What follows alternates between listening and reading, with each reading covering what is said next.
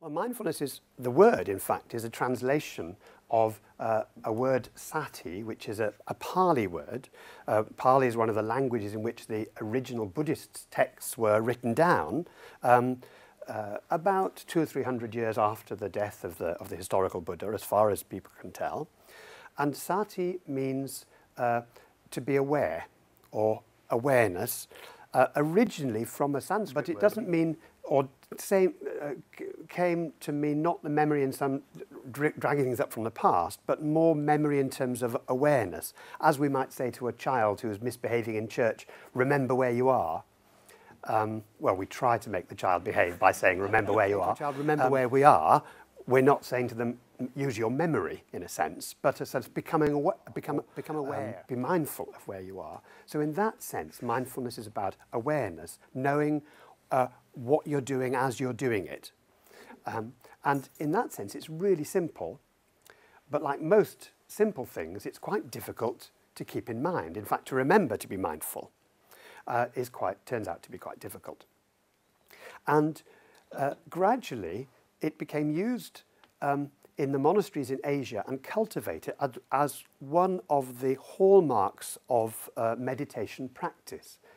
And the tradition spread, largely because the merchants were going all over the place then, and the writings of the monks or the early disciples of the historical Buddha started to spread the word.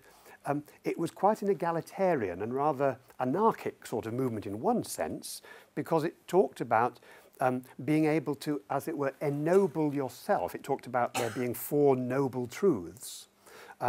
But they, at a time when nobility was because of your birth, the idea that actually you could become ennobled by your practice, by your attitudes, by your behavior, was really revolutionary. And it was against the current of the time, but it spread very widely. Now, it's traditionally, as I say, cultivated by meditation practice. But in a sense, we all know that sometimes we're more aware and sometimes we're less aware. Sometimes we rush everywhere without knowing where we're going or where we've been. We listen only with half an ear. We taste our food, or rather we gobble our food, perhaps without even tasting it, unless we've paid an awful lot of money for it at the restaurant. And even then, John Teasdale, who's one of my co-authors on much of our work, remembers a time when he went to a very, very posh restaurant, paying a lot of money for the food. It was so posh, they decided they could only afford to share the starter, he and his wife. But when the starter came, it was like 2 little tiny bits of food on a big plate. You know, well, then you taste your food.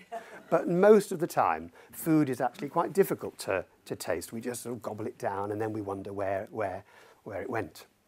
Do you love anybody enough to give them their last Rolo was an advert a few years ago. And, you know, it would be all right if it really was the last Rolo. But actually, it's usually only the second one you're going to taste, because you tasted the first, and all the middle ones usually go without even noticing. So it's not really the last one at all, it's only the second one. Anyway, back to the talk. Awareness, non-forgetfulness, traditionally cultivated by meditation, and having 2 aspects to it, as all meditation does: a concentration aspect, a gathering of attention, a gathering together of what is usually dispersed and scattered. Concentration is perhaps the wrong word, because it implies a sort of frowny sort of effort. It's actually more like calmly abiding with the present moment, and to rest, and usually the meditations involve focusing on a single object, and we often use the breath for that. And if the mind wanders, we invite people to come back to the breath without giving yourself a hard time. Not that meditation is about trying to clear the mind, but just notice that it's gone. The breath provides a sort of an anchor point. And therefore you come back again and again to the anchor point, so you begin to see where the mind is pulling you to.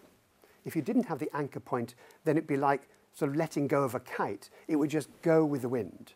With an anchor point, you have a sense of where the tug is on the anchor point, on the kite.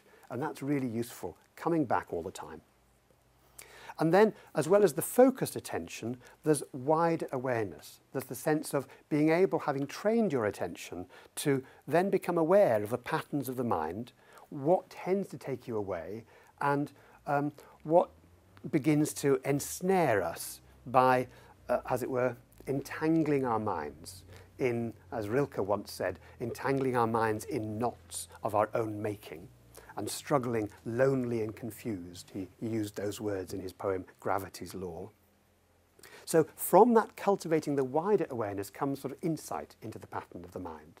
And so focused work and insight work, that's the nature of the mindfulness meditation. So how is it used?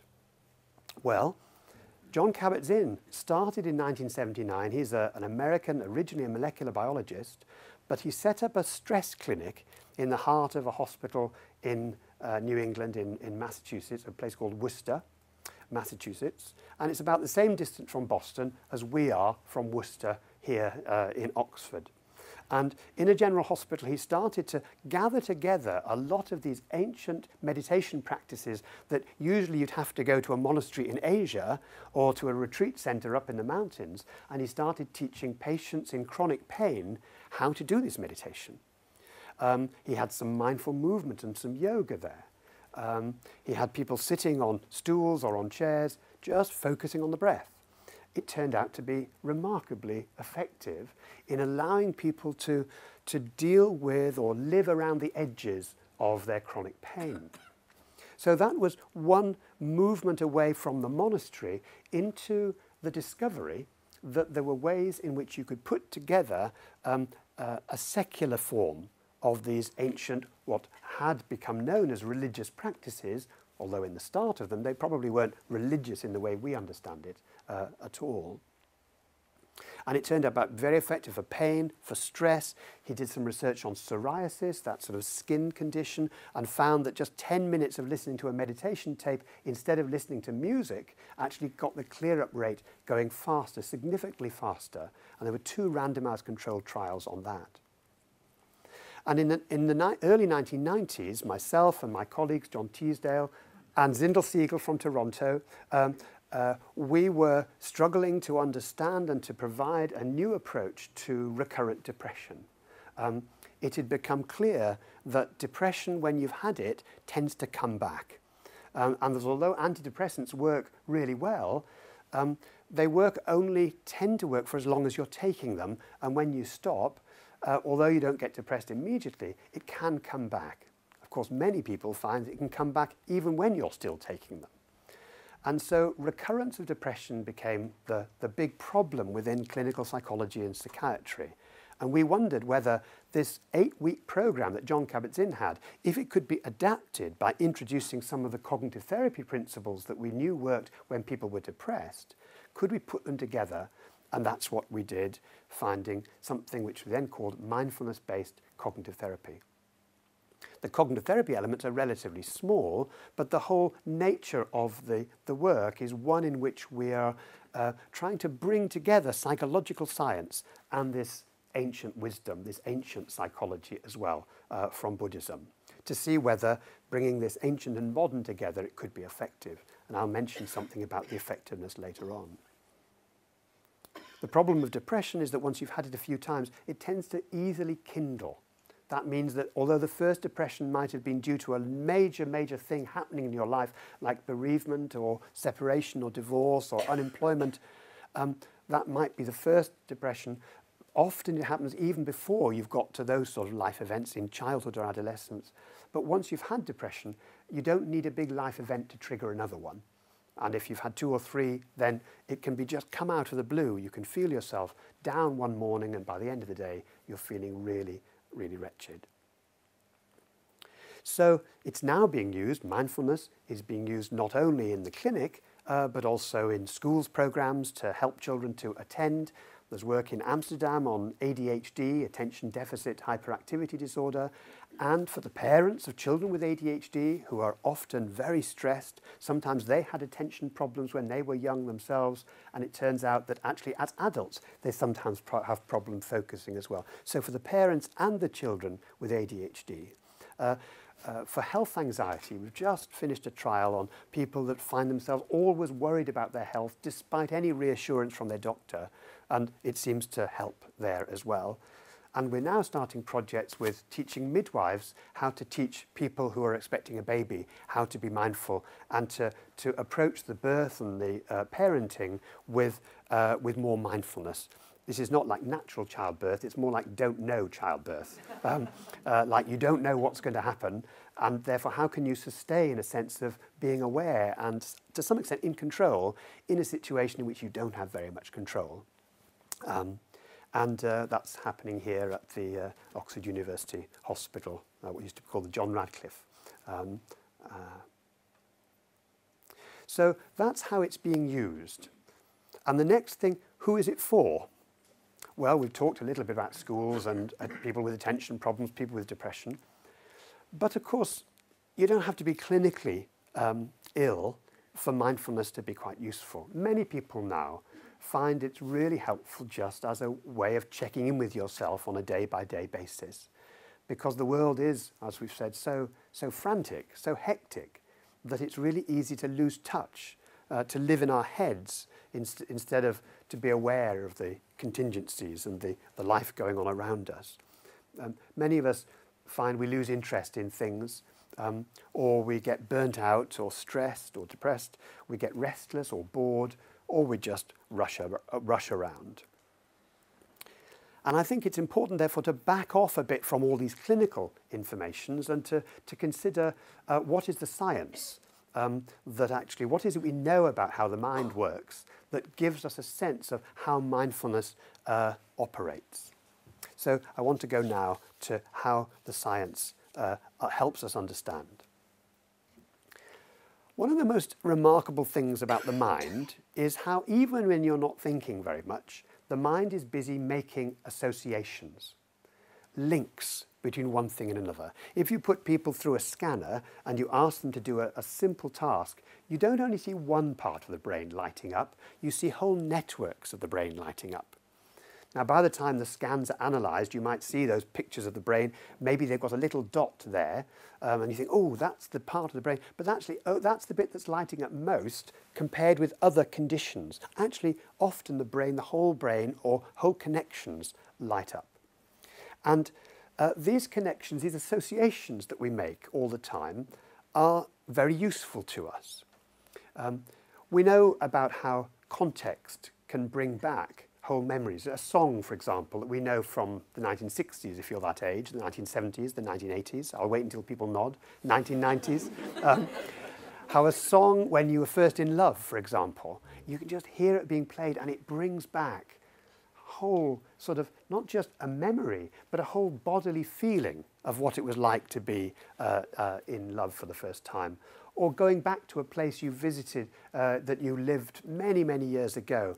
You perhaps can't remember that particular street from outside, but when you go back there, then suddenly you think, oh, round the corner there was a, and maybe you're even right, that just being there brings back, because those associations have now been activated.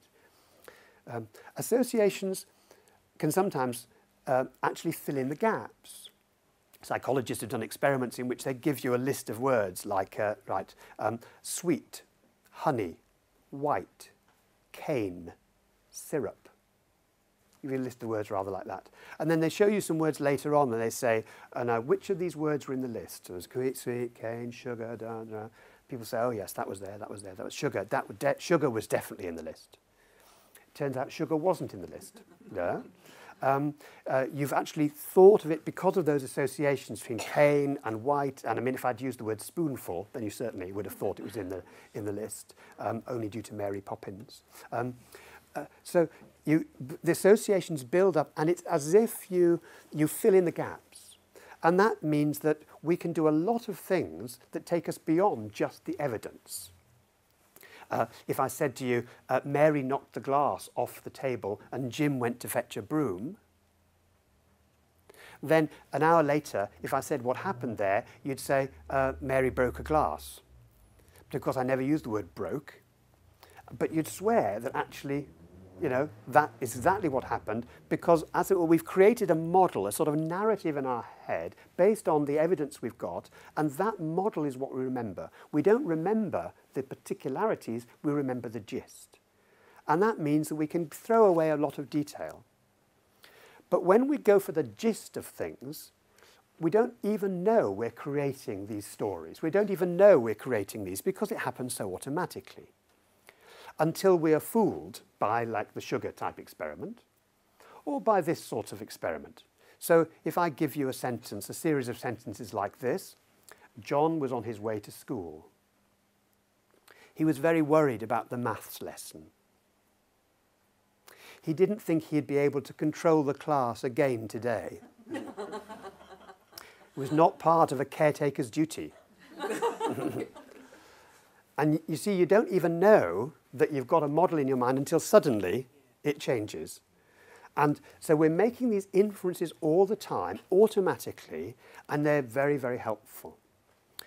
Sometimes, however, this going beyond the evidence gets us into problems, and that's when mood, either fearful mood or anxious mood or depressed mood, begins to do the inferential leaps for us. They fill in the gaps. And so if we're walking down the street, for example, and we see somebody we know, and we're not feeling too good that day, maybe, and this person just goes past without waving at us or acknowledging us in any way. Maybe we even went to start waving at them and they just walked past. What inference would come to mind then? Well, it would rather depend on the mood. What went through your mind at that time? You're walking down the street, you go to wave at somebody, they just walk past. They didn't see me? Yeah, fine. Didn't see me? Yeah. Weren't wearing their glasses. They're full of Tesco's bags, preoccupied. They were in the world of their own. Absolutely. Have I done something wrong? Exactly. What have I said to upset them? And do you see how that early automatic inference can be affected by whether you got out of bed one side or the other this morning? But once you've made one of those inferences, like they weren't wearing their glasses or have I done something wrong, then it sends you off in a rather different direction. And after, if it's have I done something wrong, maybe you start to wonder, well, what have I said to them something? And then you're thinking away. You're probably missing people seeing you walking down the street because you're now preoccupied. And so there it goes on. But 5 minutes' time, you think, oh, I won't stop for that cup of coffee. I'll just go home, maybe. No, I won't have that sandwich. I'll just, yeah. The tendency to withdraw. And so these associations, which are so useful for us sometimes, going beyond the evidence to help us understand what's going on in the world, can get us into problems, especially when mood begins to take things over. Associations are not just, however, just thought to thought to thought. That's useful. We understand what the word doctor means because the word doctor brings up nurse, hospital, this sort of thing. But it doesn't just go from, it goes from thought to feeling. Well, we've done a bit of that with the walking down the street. But also the action tendencies. What do you feel like doing? Like when I said, I just feel like going home, I won't stop for that coffee. That's an effect of what's happening. And also the body, bodily sensations. They can become associated. So you have thoughts, feelings, body sensations and behaviour begin to get locked into these associative loops. And although, once again, this is very useful because it sort of builds redundancy into the system, nevertheless, these loops are really important. Now, there are lots of experiments on the effect of the body on our judgment, and I'll just go through some of them because they're really interesting. Well, I find them interesting, but then I'm a psychologist, so I would do. But for example, okay, you set somebody up in an experiment and you give them a pair of headphones and you say you're doing a quality test of these headphones. So I want you to going to play you some music. I want you to just look at the quality of the headphones. But people are going to use this when they're jogging. So to simulate jogging, I want you to move your head. And you tell half of the people to move their head like this. And you tell the other half, unbeknownst to move their head like this. Who do you think will rate their headphones as being better quality? The nodders, absolutely. So there's one way in which just a simple head movement is associated with certain things. And, yeah, okay, thumbs up to these headphones. There's another one. Your perception is influenced by how fit you are. Okay? Now means that it's not just, like if I ask you to estimate the height of a wall, if I had a wall here, I just said, and you might tell me how high it is, or ask you to judge the height of a wall, then one experiment was done on people who just ordinary people, compared with people who'd learned how to run through urban landscapes. You've probably seen these people on the television, yeah? I think they're called docers or parkour. This is they leap over this and they leap over that and from roof to roof, and started in France. Can't think why. Anyway, they learn to run through urban landscapes, sometimes through actual natural landscapes as well. Now, if you get these people, docers versus ordinary folk, to estimate, they think a wall is lower. They actually see a wall as lower than the rest of us do. So your perception is influenced by your, well, in technical term is affordance in psychology, your ability to do something in the world, and your estimate of how easy it would be to do actually affects your perception, your visual perception of the world. In fact, this is not only the height of a wall, your own height, your estimate of your own height is governed by how much in control you feel. So if you ask people to judge their own height, either a real height or the height against okay.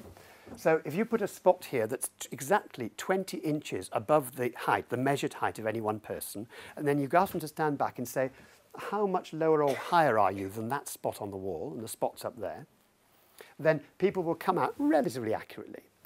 But if you actually then tell some people in this experiment, now I want you to imagine, I want you to think back and remember a time when you felt really in control, where you had charge and responsibility. It might be when you're captain of your, Girl Guides team or something like that, or when you were in control of whatever it was. And then, now, how would you estimate your height? People actually think they're taller. But if you say to them, now, I want you to sort of remember a time when actually people were in control of you, where you didn't feel, where somebody was bossing you about and so on. Now, and then you ask them to estimate their height, they estimate themselves as shorter. Now, we've known for a long while that people who are taller tend to naturally do better in the world. So bishops are taller than the rest of the clergy. Did you know that? There we are. Somebody once told me that's because people are used to looking up. And so that's true. Bosses tend to be taller than the workforce, for example. But what people are now discovering is that is something which actually changes depending on, you can change people's experimental conditions. So that's another way in which our body can influence our perception, or our body sensations influence our perception. Here's a third sort of experiment. And this you could call a push-pull experiment. What you do is you give people a joystick and you ask people to respond to this experiment either by pulling it towards them or pushing it away from them. And all they've got to do is to look at some pictures on the screen, and sometimes you have things in landscape and sometimes in portrait. They've got this, that's it, it's on Word. Landscape, portrait. All you've got to do is pull towards when it's landscape, push towards when it's portrait, or of course in some conditions you change it the other way around. So all you have to do is look at the shape, you can ignore what's actually in the picture. Ignore what's in the picture. It turns out, if in the picture is a beer, and you've got a problem with alcohol, you tend to pull it towards you quicker. And you're slower to push away. You're slower to push away the beer. If it's soda, it's the other way around if you've got an alcohol problem. Or if you've got a problem with spiders, and one of these pictures you're responding to is a spider, then you're quick to push it away, very slow to pull it towards. And of course, you're not pulling or pushing for a spider, you're just for landscape or portrait. That's the only thing you've got to respond to. The rest is all implicit. Now, psychologists have begun to use that by training people up, unbeknownst to them, to push away to alcohol instead of pull towards. And they find extraordinary that when they do alcohol treatment for people who have an alcohol problem, 12 months later, they get 10% better effects if they've just done 4 sessions of this extra training, learning to push away. So there's a way in which the body tendency to want to push away what we don't like or pull towards us what we do like is, as it were, hardwired in and can be observed in these psychological experiments. And I think I'll give one more experiment and then we better pass on. These are experiments that are take subtle ways in which people frown or smile and then see the effect of that on their judgments. So it turns out if you wire up people's faces so that you can actually do very sensitive measures on which muscles are working and which are not working, you can wire people's face all around, and some of them just happen to be on the corrugator muscle, which is the frowning muscle. Others just happen to be on the muscle there, which is the smiling muscle. And then you ask people just to, just by moving the muscles of their faces, just turn the light on that's in front of them. So, and they don't know that what they're doing is very slightly frowning in one condition, or in another condition, to turn the light on, they have to very subtly smile, but they don't know quite they're using those muscles. They're either frowning or smiling, but they don't really know they're frowning or smiling. But then if you give them cartoons and you ask them to say, how funny do you think this is? Then when they're frowning, even though they don't know it, they don't think they're very funny. But if they're smiling, they do think they're funny. You can extend this in another way by doing an experiment in which you ask people to hold a pencil between their teeth or between their lips, and if they ask them to hold it like this, or to hold it like this, then it makes a difference to how funny they think the cartoons are. Because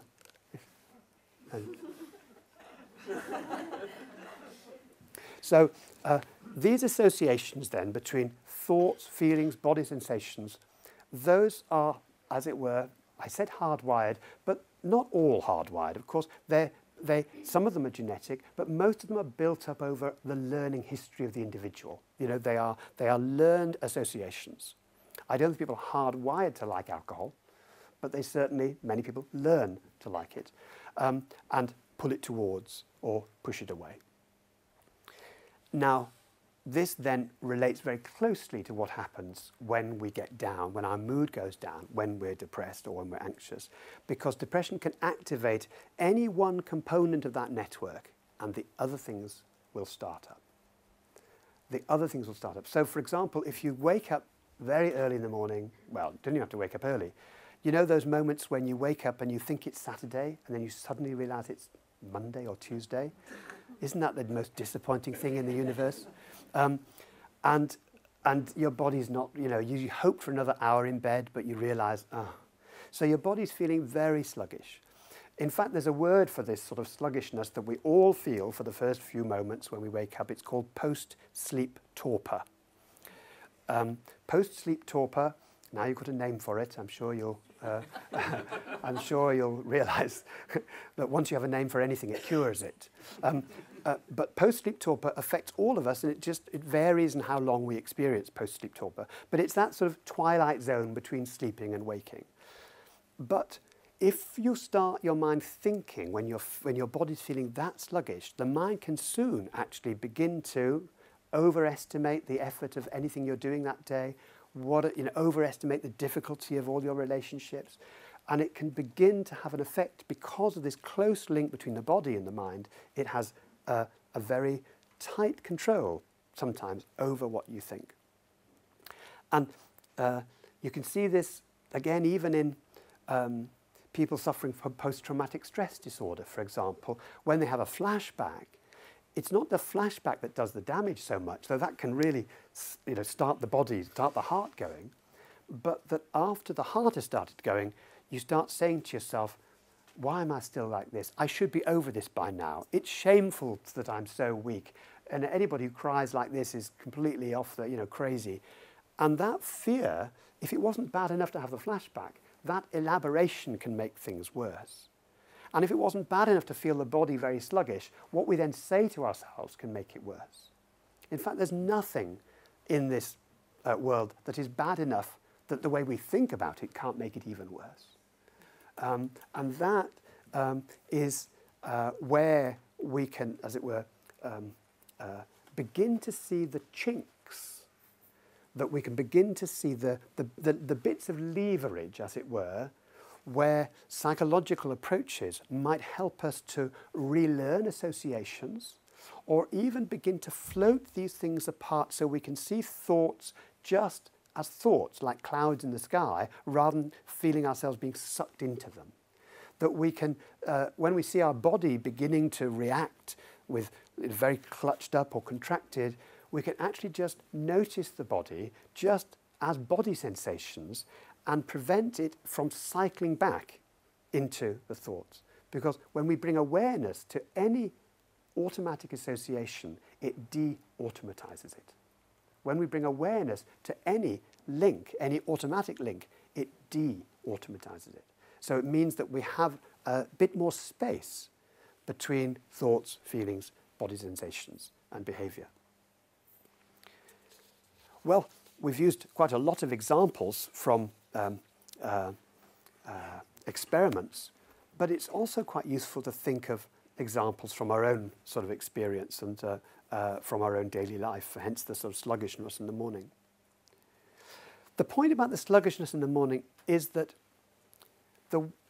because it activates thinking, and thinking then has an effect on the body, and then that has more effect on thinking, the mood can feel like it's getting worse and worse by itself, but actually it's this loop that's actually dragging us down. It's the activated loop. I mean, if you don't believe me, then just, well, focus on how tired you are right now. I mean, I don't want you to get as sluggish as you are on a Tuesday or Monday morning, but if you just close your eyes and focus on right now how tired or awake you feel, just how tired or awake you feel right now, and just tune into the level of tiredness, maybe on a 10-point scale, how tired you feel right now. If 10 was as tired as ever and 0 was feeling very energetic.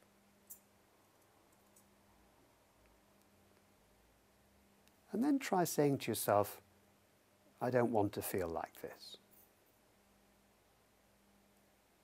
Why do I feel like this? What's it say about me that I feel like this? I wish I wasn't feeling so tired. And then open your eyes. And now how do you feel? Less tired or more tired?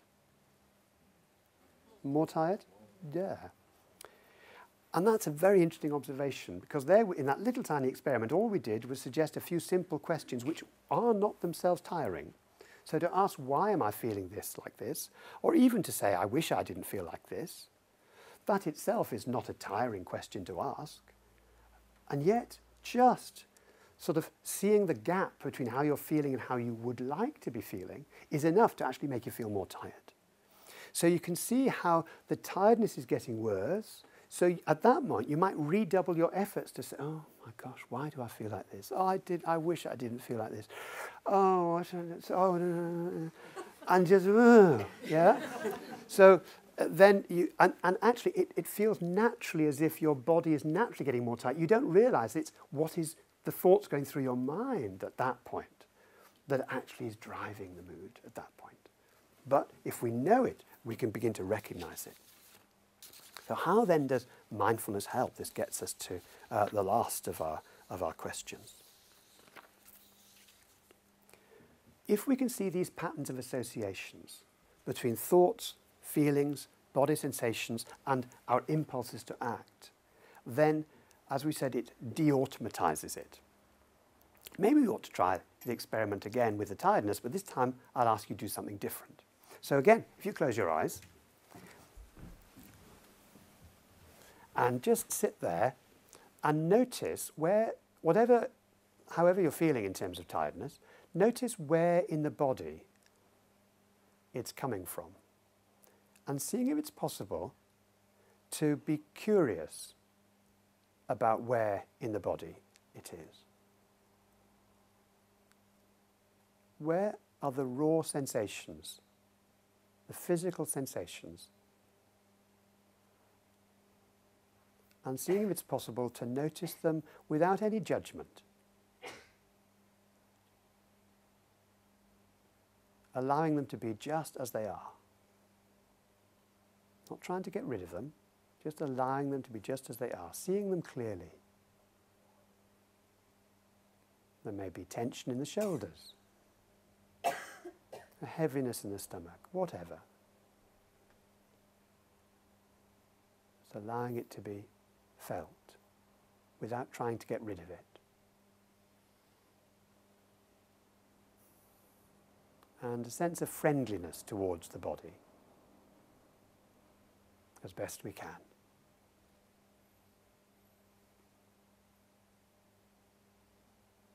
And now allowing the eyes to open and taking in the room again.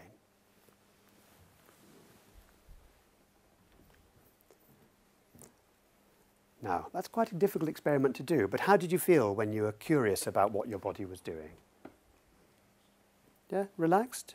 Yeah, a bit more relaxed. Did you find the tiredness getting worse and worse and worse as you did it? That may have happened, of course, but how did you find? No. Yes? No. Okay. Now that's itself interesting because I was inviting you to focus on your body, and you might have thought that if I focus on my body, if I'm feeling tired, it's going to get worse and worse and worse. But by focusing on the body rather than the thinking, actually it gives you somewhere else to be. You can focus on the body as it is, and bringing curious and friendliness to the body can actually send you off in a different direction. So that's a little bit of what mindfulness does. It allows us to deal with what we normally think of as being sort of like, I don't want this, push it away, don't like this. Well, often when we see ourselves pushing away, like the person on the joystick, it turns out that it doesn't work. If we try to suppress thoughts that we don't like, for example, it might work for a little while, but then it comes back. Somebody's done a whole series of experiments on what they call the white bear test, which is, I mean, it couldn't need to be a white bear, it could be a pink elephant. The instructions are simple. Don't think of a pink elephant for the next minute. Yeah? Guess what happens? Yeah. And white bears, pink elephants, whatever, suppression doesn't work. What we resist often persists, actually. And yet it's what we do most of the time when there's things we don't like. Of course, if there's fluff on the carpet, we can get a hoover out and hoover it up. But when we have a thought we don't like, it won't easily be hoovered up in that way. And that it can actually sometimes create even more mayhem. But when we've stopped doing this, if we find the worry keeps coming back, we start to actually think about it. We start to try and over-elaborate it. And mindfulness is really good at giving an alternative to the mind that tends to elaborate. It spots the time when we're going beyond the evidence. As we said with this, John was on his way to school. We begin to see things moment by moment just as they are. And of course the mind will go off on one, it often does, but we've got more capacity for seeing that too. I was in Amsterdam last week and at Schiphol Airport. I don't know if you've been to Schiphol Airport, but to get down onto the railway at Schiphol, they have these long walkways, a moving walkway. There's a guy in front of me, and he had one of these wheelie cases that has 4 independent wheels. That would have been fine, but he had another wheelie case and a third backpack.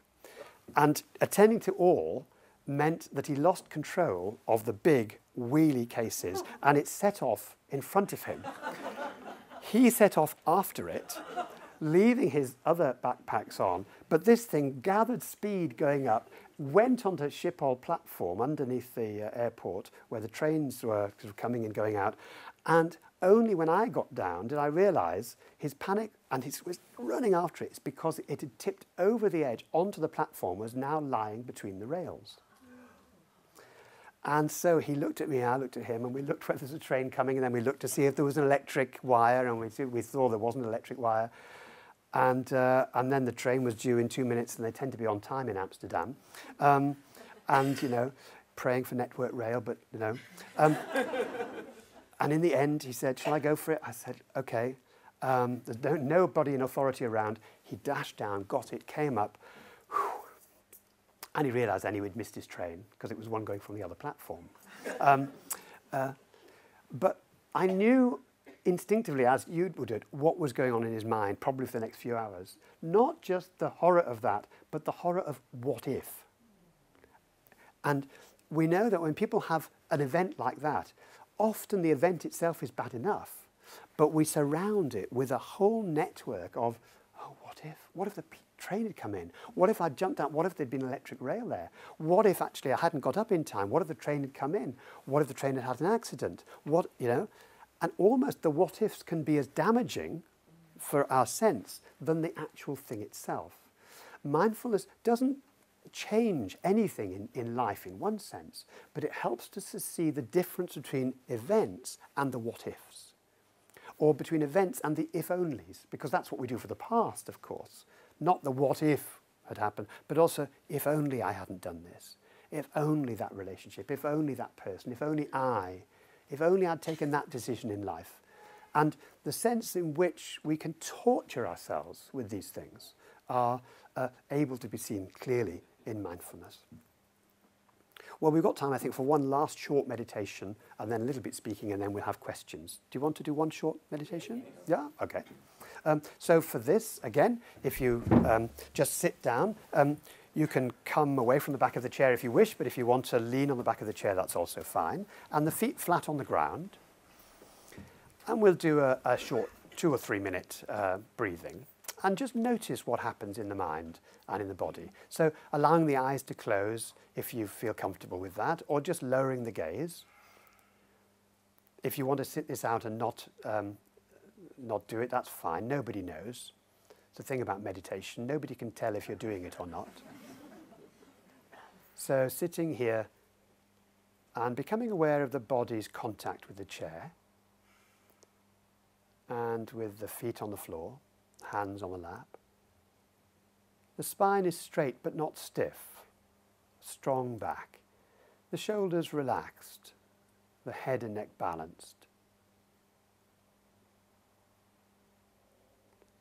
Aware of any thoughts going on in the mind. Not trying to change anything, simply noticing what's around right now. Any feelings? Any sensations in the body?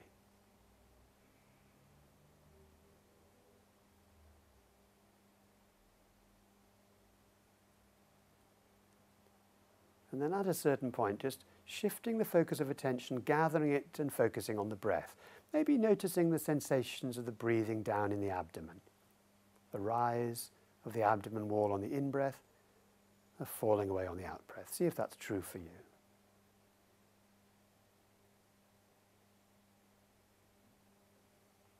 So we're not trying to control the breath, simply allowing it to breathe us.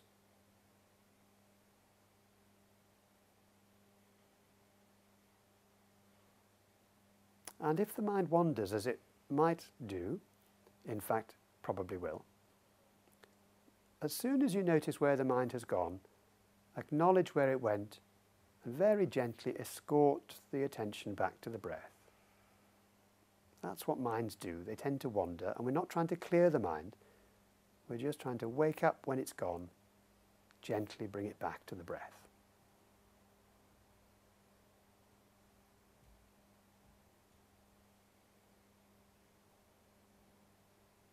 And as soon as the mind goes, bringing it back. So if it goes 100 times, just bringing it back 100 times without giving ourselves a hard time.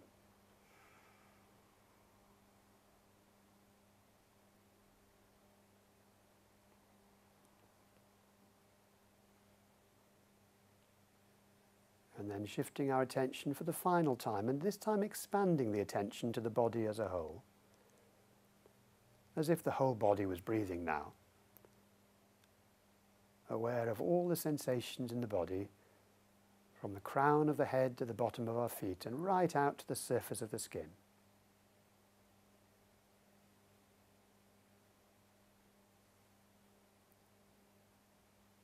And as best we can, allowing the body to be just as we find it, not trying to relax or make it different from how we find it.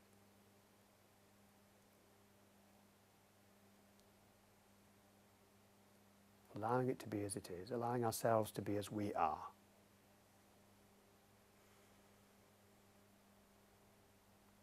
A sense of coming home to the body.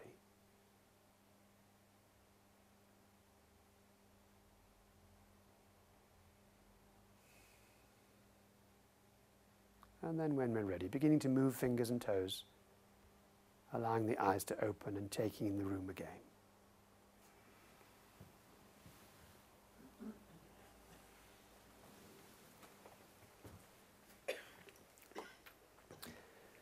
So that's a bit of a flavour of the meditation practice that we teach people to do over 8 weeks. People can do it online by going into Be Mindful online if they want to, and that's the Mental Health Foundation's website, bemindful.co.uk. People can use books and CDs, or they can come to class for 8 weeks. We run public classes, but there are lots around now that run 8-week classes. Does it work? Well, our research has found that it halves the rates of depression. It's as good as antidepressants, but we're not trying to criticise antidepressants. Many people find them lifesaver, and no one should ever go off their pills without telling their doctor anyway or asking their advice. But it's good to know that there's something else we can do for those who don't want to be taking pills or medication. As I say, it's good for health anxiety and lots of other uses now. All our academic papers are on our website, oxfordmindfulness.org, or Oxford Mindfulness is one word, .org.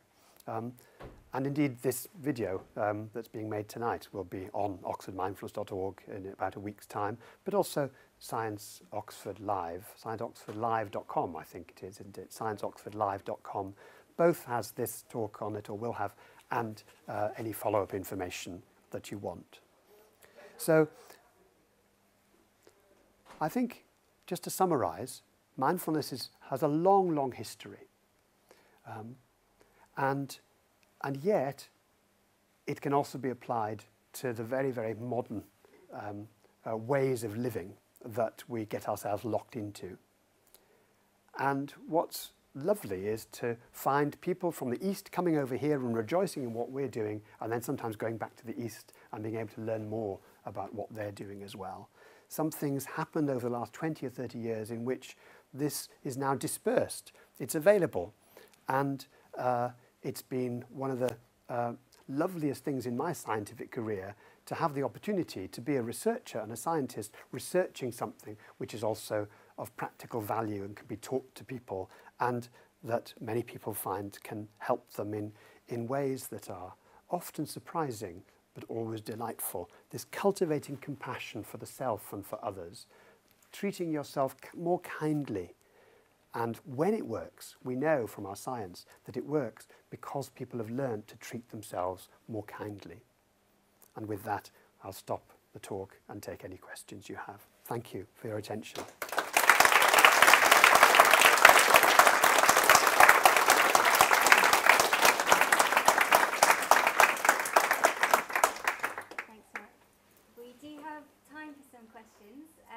Clara is wandering around with a microphone, so if you could ask your question into the microphone just to make sure that everybody can hear you. So who would like to ask the first question? This lady at the front. During your talk, it sounded like you exchanged the word mind and then brain, sort of as if they were sort of like synonymous. And from my studies of sort of Eastern religions, the mind is, I think, well, not so sort of not regarded as the brain. Is the mic on? Yeah, it is on. I think you just have to put it. So I'll repeat the question for you if you like. So the mind and brain aren't synonymous. Yes. Yeah, that's right. Indeed. So exactly so. So and actually not just Eastern religions that teach that. I mean, we also teach it in psychology. So, but you're absolutely right that because now we have the technology to look at the brain, psychologists get very excited about that. So some of us are neuroscientists and we just love looking at what happens when people do things. On the other hand, they can tell us everything and they can tell us nothing. So for example, if we look at a person's brain who's got a memory problem, we'll not see the memory center light up, and we might say, that's because they've got a problem with their memory center in the brain. But of course the reality is they're not remembering at that time. You don't know actually what came first. Maybe they're not remembering because they don't want to remember something. And because they don't want to remember it, they're not remembering it, and therefore that part of the brain's not lighting up. So you're quite right to say that we can't swap them about. The other thing is that the best way of seeing the brain, I think now, is it's like a repository for our experience. but our experience comes from our body in interaction with the world, ourselves in interaction with other selves, and our whole sense of self, unlike what Descartes said, which was actually the self is, as it were, the bit that he can be certain about. But as philosophers have said since then, actually, the reason why he's got a sense of I at all is because his interaction with other people. So it's an interaction with other people, other bodies, other minds, other objects in the world that explains our full nature of self. That's another lecture altogether, I guess. But I think your observation is quite right. And if I use them interchangeably, then that's my mistake and I shouldn't have done it. But how do you define mind then? Oh, how do I define mind? Okay, well, I would say that, let's say the conscious mind is the awareness of our moment-by-moment experience. But we also have to look beyond just what we're aware of, because much of the mind is working, as it were, behind the scenes. So, for example, there's all sorts of things you're remembering to do tomorrow and the next day which you're not thinking about now, but tomorrow you'll do them. So the mind is actually storing all these things up. They're, as it were, not unconscious, but they might just as well be for now, but they're going to be retrieved at some point. So the mind has to encompass our conscious awareness, but also all the store of things that you've done in the past, but also you intend to do in the future. It's your sense of orientation in time and space. Your mind gives you that for nothing, actually. And it's tragic when that just orientation in time and space goes, and we need 24-hour care. Many of us will end up, with dementia, because that's what will happen. We'll lose something which at the moment we just take for granted, which is our orientation in time and space and our memory. So I see the mind as a multi-layered thing, but always in interaction with other people and other things in the world. We can't think of the mind as an isolated entity. Thank you. There's a question there, I think, and one there. And Can you hear me? well, you can both shout and use the microphone. I was just wondering if you think that mindfulness is, as it is here, as a reinvention of Buddhism, but in the scientific community in the West. I think there's a lot of wisdom in what you say. It's a secular form of meditation, but it's been cultivated most intensively, I think, within Buddhism. Though actually when you get to virtually all religious traditions have a contemplative or a meditative tradition. So the Ignatian tradition, for example, or the Carmelite tradition in Christianity. There's the Sufi tradition in Islam. There's many of what we call Hinduism, Indian religions, which were here before Buddhism, of course. There are Chinese, ancient Chinese, there's Taoism and Confucianism. Many of them they're different in many ways, but they all have practical implications. And you might think of actually the West as having been a deviation from the norm of actually inventing a philosophy which was about thinking alone often, or about logic alone, or reason alone, because Greek philosophy was about practice, about practical wisdom, for example. And they had their schools, and they had their masters and their disciples, and you could see the original Buddha as one of those schools, a master and their disciples. They proliferated 300 or 400 years BCE. Gradually, as the practice spread, it was taken up by the cultures and religions of the Far East as they spread, and it became what we now know as religion. But in the East, they don't distinguish between the secular and the sacred. That's a bit of a Western invention, really. So I think what you're pointing to is absolutely right, that now, as the Dalai Lama has said, people won't get what they need by becoming Buddhists. If meditation and mindfulness is useful for people, then we need the research, scientific evidence to demonstrate that, and then it will be in the medical curriculum and the school's curriculum, not because I, as the Dalai Lama, say it should be, or because they've got Buddhism, but because it actually works and it's effective. And that's what the science can teach us. And the remarkable thing is when I was in Vietnam talking with people at Hanoi and people from Thailand and India there, it was interesting that they were quite interested in the science because their government, which is a secular government, is trying to make their medicine evidence-based. And so they would tend to turn away from their religious aspect because that seems a bit old-fashioned. But to actually say, actually, this is evidence-based. Here is something, a gift you've given to us, that actually we can give you the gift of some of our evidence, if that's useful for you, back to you so you can actually use it in your hometown, where it came from. Thank you.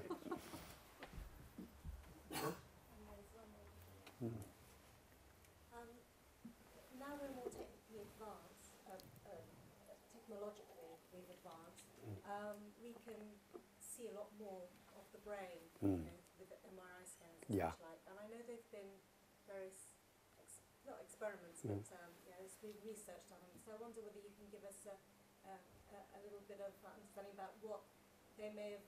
what they found. What they found. Yeah. Those people who practice mindfulness or meditation on a regular basis. Absolutely. So there are various strategies for neuroscience. One is to take monks who've been practicing for years and years and years and see what their brains look like. And it's very interesting because you can get patterns there. For example, the centers that we know about body sensations that are activated with compassion, for example, when you show compassion for something, where you show empathy for something, they're almost off the scale with the monks. Now, of course, that's only one strategy, and it's not enough because they might have been like that as children, and that's why they chose the path they did. So we can't necessarily tell. But then you can set up experiments where you ask people to go through an 8-week, or you test people before and after they've learnt to meditate. You find not that great scale of change, but you find changes in exactly the same area of the brain. So that experiment with the tiredness, if you do that with people before they've ever meditated, you tend to see all the parts of the brain to do with thinking and body sensations all lighting up. But after 8 weeks of meditation, you get the body areas lighting up, part of the brain called the insula, which is associated with body sensation and body awareness, but not so coupled tightly to the thinking part of the brain that normally just goes round and round in thought. It's not that the thinking can't happen, but there's sort of an uncoupling goes on. That was some data first came out in 2007 from Toronto, from the lab in Toronto. So that's another strategy. Do a before and after and have a control group who don't do it. A third strategy is to just measure how mindful people are in their life. And because there's a questionnaires you can use. Like some people rush around all the time, they never taste their food, they only ever listen with half an ear. Sounds like us, really. But some people are really intense on that scale. Other people are much more naturally mindful. Put them in the scanner and see how their brains differ on that scale. The frantic sort of rushing around, or the people that have got a bit more mindfulness in their lives naturally. And what you find is the people who are rushing around tend to have an amygdala, which is this sort of the fight and flight part of the brain, which is like overactive. It's pretty chronically overactive. If you then ask them to do a task where they're trying to, say, judge emotional faces, then there's a big spike. And if they're less mindful, the spike is higher. But the height of the spike is completely accounted for by the chronic overactivity. So the spike, although it looks very high and very alarming, actually, if you statistically remove the overactivity, the spike sort of, as it were, disappears. So it seems to be that the amygdala is like stuck in the on position for people that, and often people say, I'm rushing because I'm being creative. This is me at my most creative. I think that's probably, as far as their brain is, they're running away from a tiger in their brain, even if they think they're being creative in their life. Yeah. And the fourth strategy for neuroscience is to actually measure using EEG or a MEG, which actually looks at electrical activity from near the surface of the brain by just wiring up to measure very, very changes in electrical polarities in the surface of the brain. And you can find difference between right and left. So when the right is more active than the left, people tend to be in this pushing away mode. When the left is more active than the right, people in the more pulling towards mode. And what happens through mindfulness, and they've done research, Richie Davidson from Wisconsin has done some research to find that once people have gone through an 8-week course, then the left gets more prominent. People are more approach orientated. And they even maintain that when they're feeling sad. So you can do a mood induction experiment in which you actually teach people how to, do you give them very sad music, listening to sad music. We use Prokofiev. And 10 minutes of Prokofiev really makes people feel sad if you choose the right music. Now, the interesting thing in this experiment, you can see the sadness. In this experiment, normally you'd see sadness and a lot of, don't want sadness, a lot of right frontal activity relative to left. The people who've been through mindfulness feel just as sad, but they're able to maintain the sense of approaching, the sense of not trying to push it away. And we know clinically that that's really important because if you don't try and push it away, it's actually more likely to go by itself. If you can have the courage to stay with it a little longer, it tends to float away by itself. Not always. Sometimes you might just need to do something, that you know to do. Generally it does. So that's how the neuroscience, different ways in which the neuroscience is helping us understand. Thank you.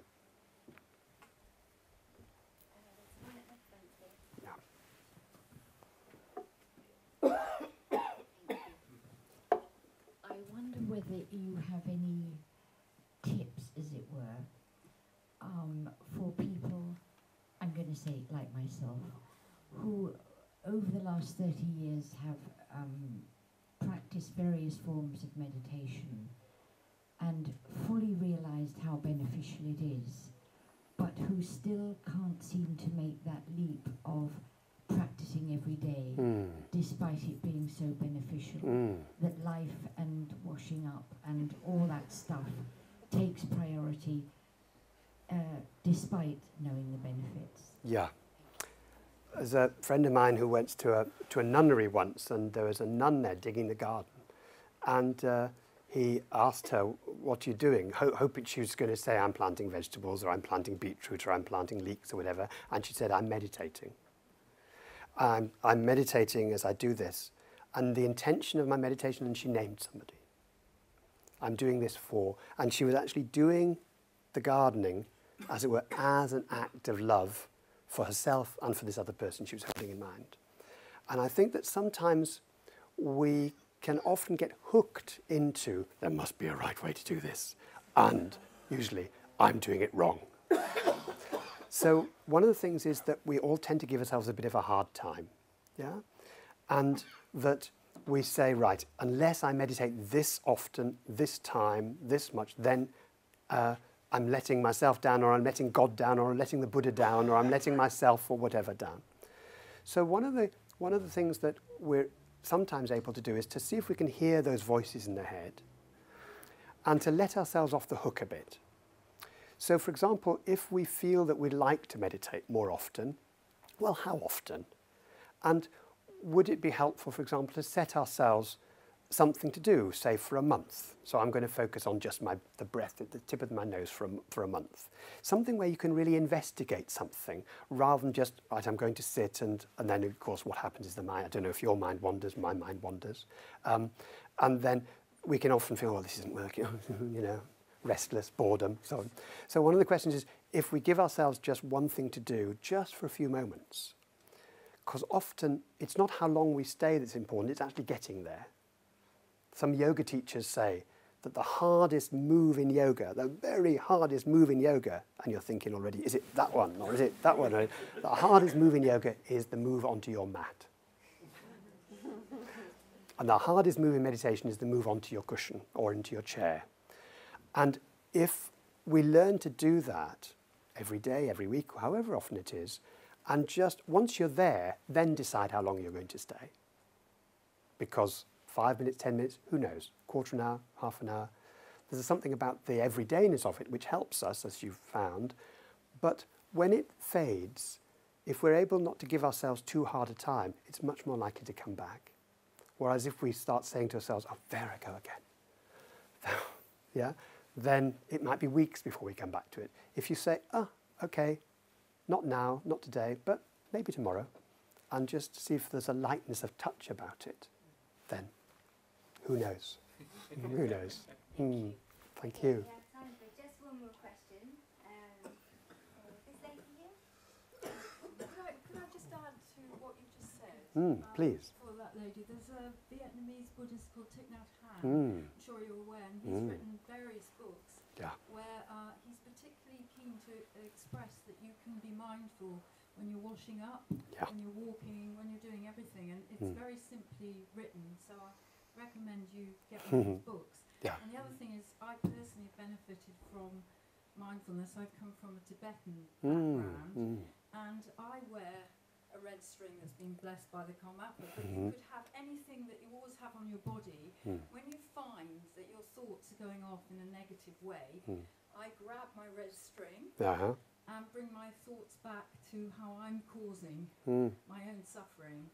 And it works every time. It's amazing. And well, there we are. Over 10 years, I've found that that helps. So get yourself a cue that you can attach to and become mindful of where your thoughts are going. And Pema Chodron says that when you see a thought that you don't want, or when you're doing mindfulness meditation, you just label it thought and let it go. Yes, and indeed. You can come back more easily. Absolutely, absolutely. There's something about the labelling of thoughts, just as thoughts or feelings and so on, which can be very empowering. And I agree with Thich Nhat Hanh about everything can be a mindfulness exercise. And then, and for many of us, you know, a bit of every day, taking ourselves away just to be by ourselves can help that. Christina Feldman, great mindfulness teacher, once said that being mindfulness is actually quite easy, but remembering to be mindful is really difficult. So it's actually these reminders. So thank you very much for that. And thank you all. And I think we can stay around.